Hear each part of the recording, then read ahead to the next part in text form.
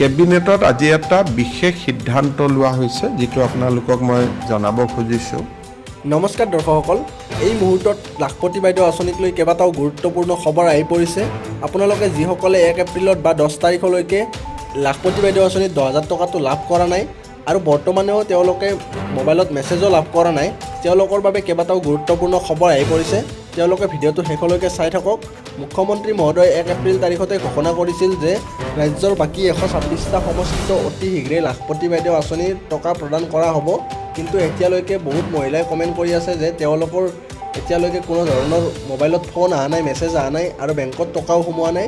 এই ক্ষেত্ৰত তেওঁলোকে কি কৰিব পাৰিব, এই বিষয়ে সম্পূৰ্ণ ভিডিঅ'টো চাওক। আপোনাক সকলো তথ্য আমি জনাম।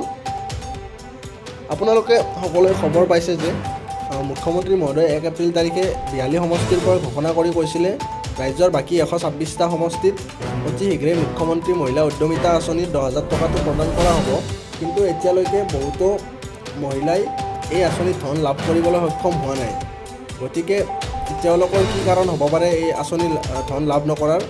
ইয়াৰ প্ৰথম কথাটো হৈছে 42 সমষ্টিৰ বাহিৰে বাকী কিছুমান সমষ্টিত যদিও ফোন যোগে তেওঁলোকক কৈছে, কিন্তু এতিয়ালৈকে কোনো সমষ্টিতে এই ধন বিতৰণ কৰা হোৱা নাই। বেংকৰ একাউণ্টত এই ধন এতিয়ালৈকে দিয়া নাই। ইয়াৰ কাৰণটো হ'ল এতিয়া পঞ্চায়ত নিৰ্বাচনৰ বাবে কোড অফ কণ্ডাক্ট চলি আছে আৰু মে' মাহত এই কোড অফ কণ্ডাক্ট শেষ হ'ব ইলেকশ্যন ৰিজাল্ট দিয়াৰ পিছত। তাৰপিছত আপোনালোকে বাকীবিলাক সমষ্টিতো এই ধন লাভ কৰা আৰম্ভ হ'ব আৰু তাৰপিছত আপোনালোকে বেংকত এই ধন পাই যাব। গতিকে আপোনালোকৰ যদিহে বেংকৰ একাউণ্টত আধাৰ কাৰ্ড লিংক নাই তেন্তে অতি শীঘ্ৰে আধাৰ কাৰ্ড লিংক কৰি লওক, আৰু যদিহে মোবাইলত বেলেঞ্চ নাই, ইনকামিং নাই, তেন্তে মোবাইলত ৰিচাৰ্জ ভৰাই থৈ দিব, কাৰণ যিকোনো মুহূৰ্তত আপোনাৰ ওচৰলৈ কল আহিব পাৰে। আৰু যদিহে আপুনি লিষ্টখন চাব বিচাৰে তেন্তে মই ভিডিঅ'ৰ তলত এটা লিংক দিছোঁ, সেই লিংকত গৈ আপুনি লিষ্টখন চাব পাৰে আপোনাৰ নাম আছেনে নাই।